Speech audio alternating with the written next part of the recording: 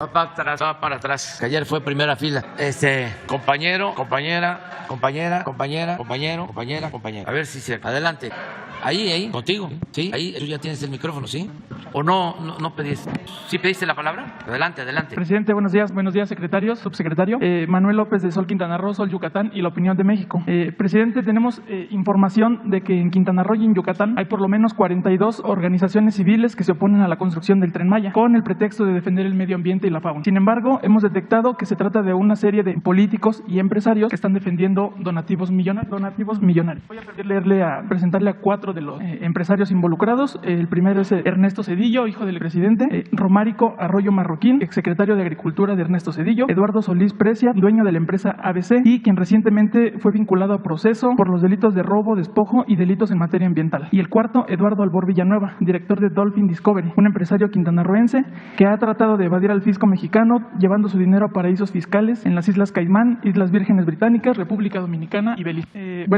A todo esto, la primera pregunta sería si usted o parte del gobierno mexicano está enterado que todas estas empresas han solicitado manifestaciones de impacto ambiental para construir parques temáticos y centros turísticos que han acabado con la selva del sureste mexicano. Segunda, que va de la mano, ¿usted considera prudente abrir una investigación respecto a cómo se han adjudicado grandes extensiones de selva y costas todos estos empresarios para crear desarrollos inmobiliarios? Bueno, estamos evitando ya el saqueo no solo del sureste, sino en el país en general. Yo creo que la principal misión de este gobierno es desterrar la corrupción, acabar con el saqueo. Desde la campaña, lo decía, en los actos, hablaba yo de que si me preguntaban cuál era nuestro plan y me pedían que yo lo expusiera de manera breve, aún cuando no hablo de corrido, yo lo dijera en 2 segundos, decía yo, parado en un solo pie, decía yo, acabar con la corrupción. Ese es el plan. Y por eso, pues, se vuelven ambientalistas y feministas y defensores de derechos humanos, todo lo cual omitían cuando de verdad desde el Estado se promovía la destrucción del territorio, la violación de los derechos humanos, el machismo, todo lo que ahora supuestamente defienden estos falsarios. Pero nosotros tenemos que seguir adelante. En lo del Tren Maya es muy claro que la gente apoya esta obra, que es en beneficio del sureste, una de las regiones más abandonadas del país. Es muy sencillo de explicar. Durante el periodo neoliberal creció el norte 4% en promedio, del centro 2% en promedio, del sur-sureste 0. En más de 30 años se dedicaron a sacarles las riquezas a los estados del sur y del sureste, sobre todo el petróleo. Durante todo el periodo neoliberal, de los ingresos petroleros se integraba el presupuesto nacional. De cada peso, 40 centavos del presupuesto provenían del petróleo, de Campeche, de Tabasco, de Chiapas. Y no se les regresaba nada, se abandonó el sureste. Ahora es distinto, no se está abandonando el norte, no se está abandonando el centro, se está impulsando el sur para que el desarrollo sea horizontal y alcance a todos. Pero los corruptos, porque no hay otra palabra más clara, lo que quieren es mantener el mismo régimen y están queriendo, hablando en términos de trenes, descarrilarnos, pero no van a poder. Se planea investigar las concesiones que hasta el momento tienen con la... O sea, en municipios como Solidaridad y en Felipe Carrillo Puerto tienen desarrollos inmobiliarios que están destruyendo parte de la selva y el suelo y todo lo demás, pero sí, se las siguen teniendo vigentes. Sí, no se va a revisar nada.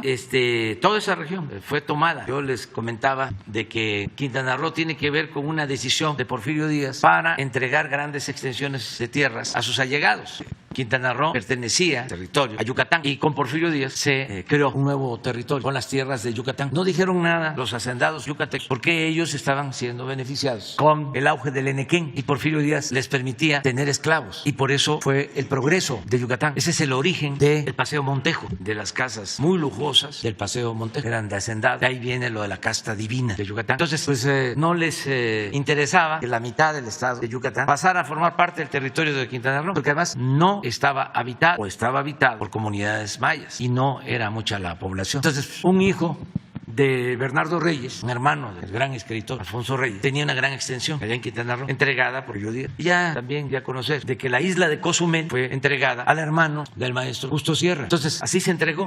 Pero era inhóspito, era malsano el clima, se convirtió en prisión y allá llevaban a los opositores al régimen porfirista. Allá fueron, ya lo he explicado en varias ocasiones, los líderes de la huelga de Río Blanco los llevaron presos y el que llegaba allá, pues ya no salía por las enfermedades y por el maltrato y la violencia. Allá hubo exterminio de indígenas. Allá se fueron a formar los militares más represores. Allá estuvo Victoriano Huerta. Allá obtuvo el primer nivel, el primer grado como general. Los condecoraban por participar en las llamadas guerras contra los mayas y contra los yaquis. Entonces, de repente pasó como lo de la Selva Lacandona. Después que las llamadas monterías eran campamentos manejados por grandes comerciantes extranjeros, se dedicaban al corte de la madera de la caoba y sacaron muchísima madera, miles de trozas de madera, por el río Usumacinta hasta la costa, y allí en frontera, en las costas del Golfo, embarcaban toda esa madera a Nueva York, a Europa, porque estamos hablando de madera preciosa. Además, acuérdense de la rebelión de los colgados de Bruno Trave. Un árbol de caoba no alcanza uno a abrazarlo, pero lleva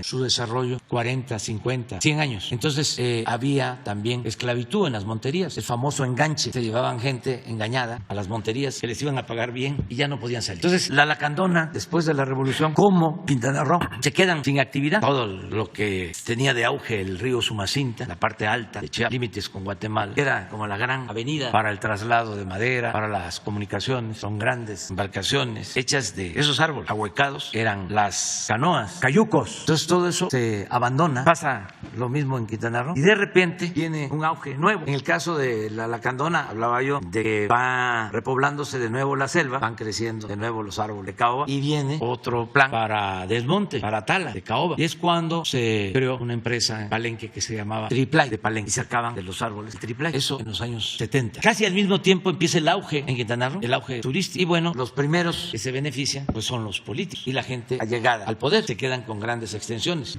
Inclusive donde están los centros turísticos más importantes de la Riviera Maya eran fideicomisos públicos y se fueron convirtiendo en propiedad privada. Todo esto en el periodo neoliberal. Y cuando se conoce la zona, pues sabe uno lo que sucedió, lo que tú estás planteando. No es un secreto. Se sabe, por ejemplo, que un banquero famoso, Roberto Hernández, que era el principal accionista de Banamex, que fue el que le recomendó a Vicente Fox a Francisco Gil Díaz como secretario de Hacienda, porque Gil Díaz, después de ser subsecretario de Salinas, de Hacienda, pasó a trabajar como es la costumbre. Por cierto, ayer la Suprema Corte resolvió de que sí pueden seguirlo haciendo. Era la costumbre, después de ser subsecretario de Hacienda, se va a trabajar con Roberto Hernández, Gil Díaz. Luego gana Fox y Roberto Hernández lo recomienda para que actuara como secretario de Hacienda. Y siendo secretario de Hacienda es cuando se vende Banamex. Roberto Hernández y otros socios venden Banamex en $12,000 millones y no pagaron ni un centavo de impuestos. Bueno, el señor Roberto Hernández no lo culpo de nada, porque así era. Además lo digo por los jóvenes, porque esto no se sabe. El señor Roberto Hernández pues simpatizaba con Fox, y cuando gana Fox, ya como presidente electo, Roberto Hernández le presta su casa, que es una isla en Quintana Roo, la isla de Pájaro, cerca de Tulum, que tiene pista de aterrizaje y es pues un paraíso. Allá se la pasó Fox. Entonces, todo eso es lo que ha sucedido en Quintana Roo. Pero el colmo es que estos señores ahora se oponen. No todos, desde luego, no hay que generalizar. Incluso no creo que Roberto Hernández se oponga. No, por lo menos en estos 42 años no está. Pero hay otros que sí, y echan a andar estas campañas con artistas. Y yo también pienso que muchos artistas ni siquiera sabían. Creo que algunos fueron usados. Nosotros vamos a continuar con el plan porque estamos cuidando el medio ambiente, siempre lo vamos a hacer, y pues debe de tenerse en cuenta de que México, nuestro país, por primera vez en la historia, tiene un programa de reforestación que es el más importante del mundo. Estamos destinando $1,600 millones al año. Esto no lo están haciendo en Estados Unidos, ni en Canadá, ni en Francia, ni en China, ni en Rusia, ni en ninguna parte. Sembrar más de 1 millón de hectáreas y sembrar caobas y cedros. Solo en los 5 estados del sureste por donde pasa el Tren Maya, más de 400,000 hectáreas. Chiapas 200,000, pero en las zonas más cercanas al tren, en total 200,000 hectáreas. Estuve el fin de semana en Espujil. Ahí hay en la región de Espujil, que es el municipio de Calakmul, como 6,000 sembradores que están recibiendo mes con mes un jornal para que cultiven, para que siembren sus parcelas, sus pequeñas propiedades. Pero eso muchos no lo saben y pues otros no quieren escuchar nada de eso, les molesta, pero bueno, ofrecemos disculpas porque vamos a seguir informando. Por último, ¿tiene algún mensaje para estos 42 empresarios que pretenden que se construya el Tren Maya y se inaugure en diciembre de 2023? ¿Los que no quieren, dices? Sí, los 42 que están. Bueno, que es una obra importante y que va a concluirse en diciembre del año próximo. Fíjense de toda la experiencia que se produce cuando se trabaja en campo y en beneficio de la gente. ¿Dónde creen ustedes que tenemos más obstáculos para conseguir el derecho de vía? Cuando estamos más cerca de las ciudades, cuando ya no son son campesinos, ejidatarios, ni pequeños propietarios, cuando ya son empresas inmobiliarias. Algunos, cuando se enteraron de que iba a pasar el Tren Maya, empezaron a comprar terrenos. Y ahora que se están definiendo los trazos, algunos le fallaron porque no va a pasar por ahí. Y otros lo que quieren es atracar, robar. No quieren, por ejemplo, aceptar los avalúos y se amparan porque quieren hacer su agosto. Así no actúa un campesino. Fíjense la importancia de la moral en la gente humilde. La ambición al dinero, cómo trastorna, obnubila a la gente. Afortunadamente, que eso también debe saberse, la mayor parte del tren se construyó sobre la antigua vía del ferrocarril del sureste. Si todo hubiese sido un trazo nuevo, no salimos. Pero ya puedo decir hoy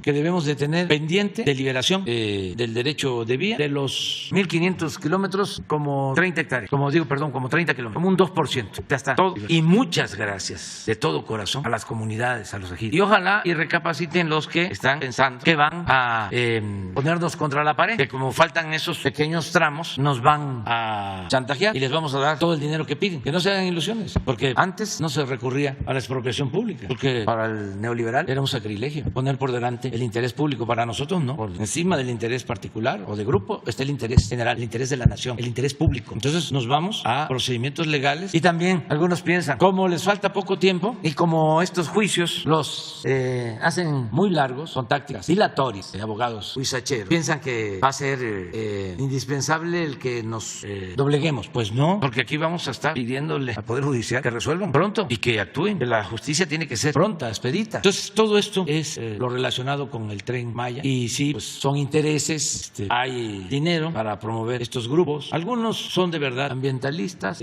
no tienen toda la información, otros sí son oportunistas y otros más son mercenarios que les pagan. Y no solo son ambientalistas, ¿no? Son de medios de comunicación y gente sin escrúpulos morales de ninguna índole. Pero vamos adelante. Allá vamos con la compañera, con las dos compañeras. Hola, buen día. Presidente, buen día. Buen día, secretarios. Fabiola Martínez, del periódico La Jornada. Presidente, ¿nos podría dar su opinión de lo que ocurrió ayer tanto en la Suprema Corte relacionado con esta perspectiva de no prohibir a quienes fueron funcionarios públicos emplearse en la iniciativa privada? Y también, pues ahí enlazo el tema de la reforma eléctrica, que hoy también se tratará en la Suprema Corte, relacionado con temas pendientes. Y como usted está enterado, ayer en San Lázaro la oposición advierte que no va a aprobar su iniciativa de reforma constitucional y hace una propuesta que seguramente usted ya conoce. Quisiera su opinión sobre esto, por favor. Pues como lo hemos venido sosteniendo, estamos viviendo tiempos de definiciones y ya en estos días vamos a saber quién es quién. Y ayer en efecto se reunieron en el PRI primero y luego ya se juntaron con el PAN para expresar que no van a apoyar la iniciativa que presentamos para fortalecer a la Comisión Federal de Electricidad y manifestaron que van a apoyar a las empresas particulares, sobre todo extranjeras. Si no lo dijeron así textualmente, sí lo insinuaron. Hablaron incluso de la inversión extranjera. Esto coincide mucho con lo que hoy maneja el periódico Reforma, un periódico conservador que defiende la corrupción, hablando de que una funcionaria del gobierno de Estados Unidos acusa al gobierno de México que con la iniciativa eléctrica perderían las empresas estadounidenses 10,000 millones de dólares. Todo coincide, pero hay muchos legisladores y tengo información que legisladores del PRI y en una de esas hasta del PAN que no están de acuerdo con votar para que se siga protegiendo a las empresas particulares. Estoy yo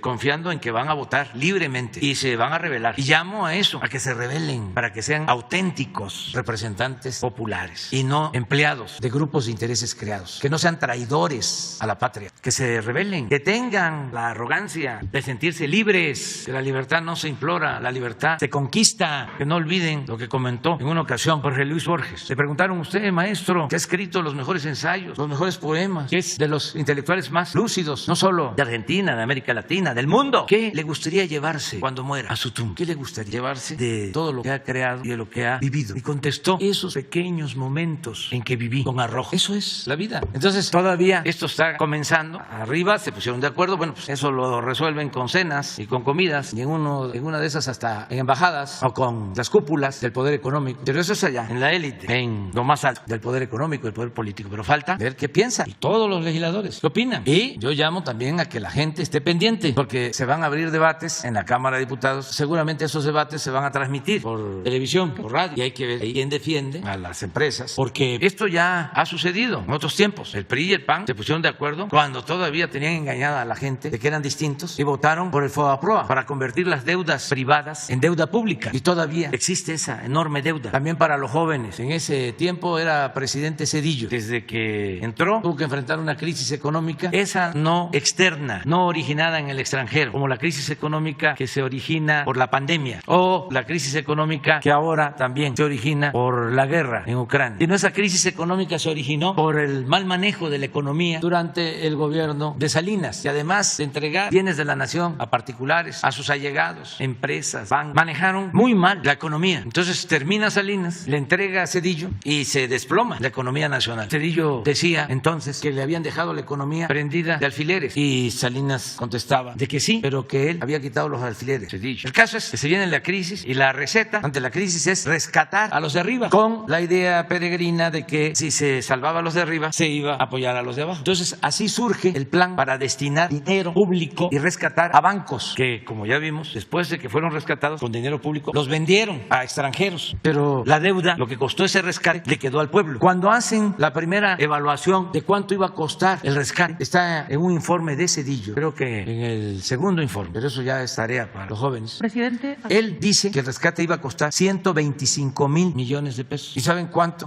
costó en un primer momento? 1 billón. Este gran economista se equivocó por muy poco, casi le atinó. Pero no solo eso, desde entonces se pagan intereses. Y si hacemos la cuenta, la deuda hasta ahora ha significado más de 2 billones de pesos, lo que calculó en 125,000 millones de pesos. Y todavía se le aplaude por esa decisión. Entonces, ¿quién votó eso? Me acuerdo que fue un 12 de diciembre de 1998. Se pusieron de acuerdo. Y todas las reformas del periodo neoliberal las votaron. La llamada reforma energética, la reforma fiscal, la reforma educativa, todas. Y ahora vuelve lo mismo. Vamos a ver qué sucede. Presidente, ¿qué pasa o cuál es la perspectiva que tiene sobre...? Porque no hay ningún contaminante. Pero no solo es lo más limpio, sino es lo más barato y lo más eficaz. Porque la energía eólica se produce cuando hay viento, y no siempre hay viento. Si se paran los generadores de las eólicas para echarlas a andar, para echar a andar los ventiladores, los generadores, se lleva hasta 10 horas. Para echar a andar en caso de una emergencia, porque así se ha usado nada más como respaldo a las hidroeléctricas, se hace en 40 minutos. Entonces, es limpia, es más barata, es más eficaz, se tiene todo el tiempo y es de la nación, porque todas esas presas se construyeron a lo largo del tiempo con presupuesto público o con créditos que se han pagado o se están pagando, pero son hidroeléctricas de la Comisión Federal de Electricidad, que ahora, por esa ley que se está definiendo, están subutilizadas, paradas, porque no les permiten despachar la energía que producen. Se sube primero a la red todo lo que se produce con las termoeléctricas, que son las que están en manos de particulares. Entonces, sí es un avance, aunque faltan otras cosas. Entonces, hay que estar muy pendientes de lo que va a suceder hoy, mañana y todos estos días sobre este tema. La apuesta es entonces, su apuesta es a la iniciativa de reforma constitucional que se está por votarse en San Lázaro. A las 2. Y presidente, el PRI dice, la oposición en general dice palabras más, palabras menos, que su iniciativa, así lo dijeron, es un peligro para México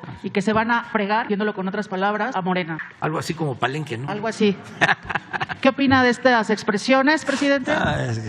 Cuando no hay una ideología, cuando no hay principios, cuando no hay una doctrina, cuando es la lucha del poder por el poder, cuando lo que domina es el pragmatismo ramplón, pues se desfigura todo. Eso es una situación lamentable. Ojalá y reflexionaron más sobre sus conductas, que revisen la historia de sus partidos. En el caso del PRI, ¿por qué surge en el 29? ¿Cómo se fundó? Luego su momento estelar en el 38. Primero Partido Nacional Revolucionario, luego Partido de la Revolución Mexicana en el 38. Y al año siguiente surge el PAN, 1939, para oponerse a la política del general Cárdenas, la política popular patriótica. Entonces surge el PAN en el 39 para eso, en contra de la política revolucionaria. Pero aún siendo un partido conservador, quienes lo fundan pues eran personas que tenían una doctrina, siendo conservadores, Manuel Gómez Morín y otros. Luego el PRI se transforma en Partido Revolucionario Institucional en 1946, empieza a cambiar, pero todavía no abandona su origen revolucionario. Y cuando hablo de revolución, ¿a qué me refiero? Al movimiento que surge para enfrentar a la dictadura porfirista, al predominio de un gobierno durante 34 años que entregó, lo mismo que en el periodo neoliberal, los bienes de la nación a particulares y a extranjeros. Por eso fue la revolución, porque no había libertades, porque no había democracia, porque había esclavitud y porque un grupo dominaba a México. Eran los dueños de las tierras, de los grandes latifundios, los dueños del agua, los dueños de las minas, los dueños del petróleo, los dueños de los ferrocarriles, los dueños de los bancos. Eso era el porfiriato y por eso fue la revolución. Y con la revolución se le entregó la tierra a los campesinos y se recuperó el petróleo y se recuperaron los ferrocarriles y se recuperó la industria eléctrica y se estableció el derecho a un salario digno en la Constitución del 17, a una jornada de solo 8 horas de trabajo y otras prestaciones que no existían en el porfiriato. Entonces ese es el antecedente. Entonces surge un partido conservador en el 39, que es cuando el general Cárdenas entrega 18 millones de hectáreas a 1 millón de familias campesinas, que es cuando nacionaliza el petróleo. Entonces, como respuesta a eso, surge el PAN y pues no pueden, porque también van negociando. Termina el general Cárdenas y entra el presidente Ávila Camacho y ya no es lo mismo, porque el presidente Ávila Camacho negocia con el Grupo Monterrey. ¿Y qué negocia? Pues ayudarlos económicamente, no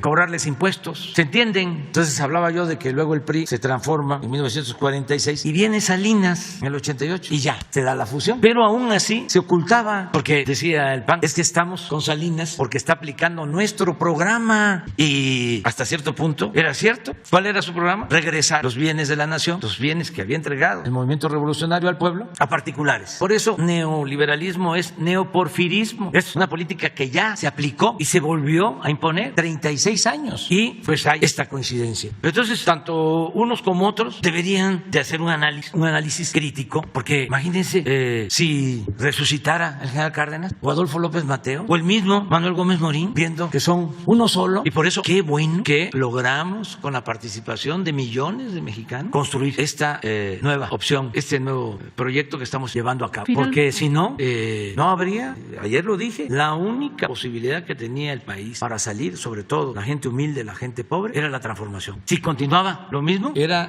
más decadencia, más pobreza, más violencia, más ingobernabilidad, más crisis. Además, pónganse a pensar, nos viene la pandemia, independientemente de que no faltaron las camas y que se atendió a todos y que no faltaron las vacunas. Hagamos a un lado eso. Vamos a aceptar, como dicen los abogados, sin conceder, de que ellos hubiesen hecho lo mismo que nosotros. ¿Qué hubiese pasado en lo económico? Si yo tuve que resistir las presiones porque querían que se aplicara la misma receta de cuando el FOBAPROA, que yo pidiera dinero, que endeudara al país para rescatar a los de arriba, porque me lo plantearon. Hasta se enojaron y dije, no vamos a rescatar a los de abajo, ahora va a ser de abajo hacia arriba. Váyanse con su cuento a otro lado de que si llueve fuerte arriba, gotea abajo, salpica abajo, ¿no? Entonces, ¿qué hubiese sucedido? Pues el país estaría endeudado. No tendríamos la ventaja que tenemos ahora de que están llegando inversiones extranjeras como nunca, porque hay estabilidad macroeconómica, porque tenemos una moneda fuerte, porque hay gobernabilidad. Entonces, sí es importante lo de hoy y lo de todos estos días sobre la cuestión eléctrica. Sí es un asunto definitorio. Finalmente, presidente, su opinión sobre esta eliminación de la prohibición a los servidores públicos o a los exservidores públicos de emplearse por una década en la iniciativa privada, y si ya nos comparte su agenda para viernes, sábado y domingo. Gracias. No, pues es una aberración. ¿Cómo es posible que se regrese a lo de antes? ¿Y qué era lo de antes? Bueno, la vergüenza nacional de que el que privatiza los ferrocarriles, que acaba con la historia de un siglo y medio de ferrocarriles nacionales, Ernesto Zedillo, se va a trabajar después de que termina su mandato como presidente de asesor a la empresa a la que le entregó los ferrocarriles. Y Calderón hace lo mismo, que ayuda a Iberdrola, empresa monopólica particular que controla la electricidad en España, y le ofrece a Calderón trabajar como consejero de la empresa cuando Calderón termina su mandato y forma parte del consejo. Esto porque esas empresas tienen esas prácticas en España, contratan a políticos para que ellos manden. Por eso en esos países no pueden bajar el precio de la luz, no pueden, porque estos grupos de presión son los que mandan. En el caso, por ejemplo, del petróleo, se dieron hechos como el que todos los directores de Pemex, casi todos, hasta Jesús Reyes Heroles, el hijo de don Jesús Reyes Heroles, que estuvo en Pemex a trabajar a una empresa particular, también vinculada con el petróleo. Casi todos, subdirectores de producción que sabían, porque ellos manejaban todo lo relacionado con las exploraciones, sabían dónde estaba el petróleo. Cuando empezaron a privatizar las áreas petroleras, los contrataron las empresas. Y claro que ellos se quedaron con los campos, porque ya estaban los estudios hechos. Ellos los habían mandado a hacer. Las empresas que los contrataron se quedaron con los campos con más potencial petrolero. Entonces, ¿cómo es que ahora la Corte nos corrige la plana? Porque en nuestra ley de austeridad se estableció de que un alto funcionario público no podía, después de dejar su empleo, irse a trabajar a una empresa particular, privada, vinculada a su labor anterior. Así está el Banco de México. Todos los que trabajan en el Banco de México terminan ahí a la banca privada o salen de la banca privada al Banco de México. Una mezcolanza inmoral, promiscuidad política, administrativa. Entonces no estoy de acuerdo con eso. Hay que buscar la forma. O sea, yo no voy a quedarme callado ante estas aberraciones. Si es que ya nos ofendieron, por decirlo menos, con estas prácticas, entonces vamos a continuar. Mande, ya me voy a ir ahora. Porque me pides, me pidieron, tengo una llamada. Tengo una llamada con el informe de medicina tradicional. Sí, ahora sí puedes informar. Sí. Y nada más es que voy a hablar por teléfono con el primer ministro Trudeau de Canadá a las 9. ¿Qué tema es, Marcelo? Lo del primer ministro Trudeau. Varios temas. Seguramente también, sí. Seguramente. A ver, porque sí nos quedamos pendientes con lo del informe. Con mucho gusto, con permiso, señor presidente. En efectivo, esto les informo y respondo a la solicitud de la periodista Marta Oves. El doctor José Alejandro Almaguer González, de quien pidieron la opinión, como titular de la Dirección de Medicina Tradicional y Desarrollo Cultural de la Secretaría de Salud, se incorporó a colaborar en la Dirección General de Promoción de la Salud a mitad de 2021 debido a la reestructuración de la Secretaría. Les puedo informar que se incorporó para dar una visión de pertinencia cultural en salud a las políticas públicas que se proponen desde esta dirección general, y también que con su equipo ha participado en forma activa y correcta en diversas reuniones de trabajo sobre partería tradicional, el plan de justicia del pueblo yaqui y la recuperación de la dieta tradicional mexicana como la dieta de la milpa. No solo es opinión de unos cuantos, sino también está avalada lo siguiente por el doctor Ricardo Cortés, director general de Promoción de la Salud, y por el maestro Adelfo Regino del Instituto Nacional de los Pueblos Indígenas, que precisan la forma y actitud de trabajo del doctor Almaguer y su equipo siempre ha sido en un ambiente de cordialidad, respeto y una buena actitud de servicio a sus colaboradores a nivel nacional, dando puntual seguimiento a las acciones encomendadas, aún con las dificultades que la pandemia ha representado. Con su incorporación a esta dirección general, se están cambiando algunas de las acciones de las cuales él es, si no experto, ha sido continuamente ocupado en este tan importante camino que llevará a que la medicina tradicional se recupere. De hecho, desde el cambio de su nombre, porque es necesario que también esto se considere como un elemento, como debe ser, como se está buscando y como dictan las normas más importantes de salud en nuestro país, con riqueza cultural. Esa es la información que le traigo desde hace 2-3 semanas, 2-3 meses ya, pero no habíamos tenido esa oportunidad de integrar. Muchas gracias. ¿Va a permanecer en el puesto el resto del sexenio? Sí, no hay algún cambio, y ayer en la tarde, todavía atento a la posibilidad de que hoy nos comunicamos, hablé con el doctor Cortés y me dijo, no, sigue trabajando y estamos adecuando algunas de sus acciones, pero sí. A la falta de seguimiento de acuerdos, de foros realizados por esta dirección, ¿cómo se le da seguimiento? Los representantes de los pueblos originarios es lo que han señalado, y sobre todo un estudio que hay de unas investigadoras, Susana Guzmán Rosas, donde dicen que no se ha avanzado en la implementación de políticas públicas sustantivas para fortalecer la medicina alternativa de México. Sí, respeto esa opinión, la debemos considerar y le pido yo en continuación que nos las haga llegar para poderlo desde luego también tomar en cuenta, puesto que ha tenido una historia y está todo esto recabado en una persona que sí me consta directamente que informa puntualmente como está la normatividad en este caso. Pero lo hacemos con mucho gusto, tratando desde luego de mejorar este aspecto tan importante, pues que en la alimentación de los mexicanos es fundamental y que lo estamos trabajando en otro contexto también. Una denuncia de abuso laboral de don Anastasio Vázquez Lucas, de 84 años de edad, que trabaja en los servicios santiagos de Amealco, en Querétaro. Sí, esto también, rápidamente, esta nota informativa es un poco complicada, porque el señor y otras personas que solicitan apoyo no tienen para comunicación de inmediato, que lo pedí yo, un teléfono, una situación inclusive de domicilio, y sí solicitamos que este señor Atanasio Vázquez Lucas, 84 años de edad, no se le quiere jubilar, pero hay elementos que valdría la pena platicar con él. Él es de origen ñañú otomí y presta sus servicios como personal eventual de la rama paramédica, con el puesto de medicina tradicional también en el centro de salud ya referido. Desempeña tareas importantes de huesero, sobador y atiende a personas de los municipios de Amealco y Tolimán. Sin embargo, tanto él como la partera, el otro sahumador, el hierbero, el responsable y otros no tienen prestaciones sociales porque no tienen un puesto puesto. Lo tuvieron la oportunidad a él, al señor en especial, de que fuese incorporado al Seguro Social, pero no hay constancia hasta ahora y le pedí también el apoyo del maestro, del director general del Seguro Social, para que me dieran un poco más de información. La están buscando, pero no hay ningún registro que lo hubiera hecho ya partícipe del seguro, para lo cual se podría tener el seguimiento. No es no querer jubilarlo, sino no están las condiciones de un trabajador que lo pudiera tener. Justamente desde que están trabajando en este sistema de servicio ampliado de la Secretaría de Salud, no han sido contratados debidamente para tener las prestaciones de ley que merecen estos abuelos ancestrales que prestan su conocimiento, tanto hueseros, ahumadores, la partera también. Sí. O sea, es un problema que precisamente deriva de esta Dirección de Medicina Tradicional, que no ha defendido los derechos humanos de estos abuelos defensores del conocimiento ancestral, señor secretario. Seguro que tenemos la convicción de darle seguimiento a esto con lo que ya le mencioné. No es para nada de hacerlo a un lado, sino tenerlo siempre presente con mucho gusto. ¿Sí? Pero esta es la información que le puedo tener. Muchas gracias. Mira, yo les propongo a los dos que se queden, que platiquen, porque estoy seguro que van a llegar a un acuerdo. ¿Sí? De acuerdo. Ya me voy porque ahora sí tengo que un café con galleta antes de la llamada.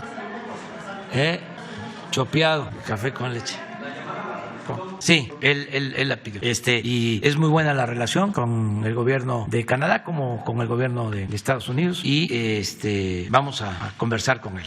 También a las 10 de la mañana está el secretario de Agricultura del gobierno de Estados Unidos, a las 10 de la mañana. Y al mediodía, a la hora de la comida, vienen empresarios de Nuevo León. Es una reunión que vamos a tener con ellos. Es una asociación de industriales de Nuevo León. Van a estar con nosotros. Esa es la agenda para el día de hoy en general y otras cosas. Muy bien. El domingo yo voy a votar. De una vez les voy a decir que pues no puedo votar ni por una cosa ni la otra, pero sí tengo que ir a votar porque un demócrata tiene que participar siempre cuando se trata de tomar decisiones. Pero como es mi caso, es como cuando voté para presidente, pues votaba por Monsiváis, por Elenita Poniatowska, por Chema Pérez Gay, por Rodolfo Peña, votaba por ellos. Ahora voy a votar, voy a poner mi boleta Viva Emiliano Zapata, porque es el 10 de abril. Temprano voy a ir a votar, donde me toca, aquí cerca, muy cerca, va a estar aquí en Moneda, sí, ¿no? Sí, aquí enfrente, va a estar la casilla. Aprovecho para informar a los vecinos, ¿no? Porque si no, ¿se acuerdan del papelito aquel que tenía el INE, informando de la, que no le dices a Beatriz que se manda, ya lo rompieron, ¿se acuerdan que pusieron allá en Tlalpan un anuncio en una pared con grafitis? Pero ahí está, a lo mejor no está Beatriz. No, mañana lo mostramos. No, es con los industriales y economía y hacienda. Son los temas que tienen que ver con la industria y vamos a tratar, porque me comprometí con el gobernador, de solicitarles su apoyo para que los que tengan pozos puedan aportar agua en estos momentos críticos en que no se tiene agua en algunas partes, sobre todo para uso doméstico, que sería una medida transitoria, 2 meses, que es lo que se estima va a tardar la sequía. Y ellos siempre han ayudado, los industriales de Monterrey. No es un asunto obligatorio, es voluntario, pero estoy seguro que van a ayudar. Entonces vamos a tratar eso, como 20. Muy bien, vamos.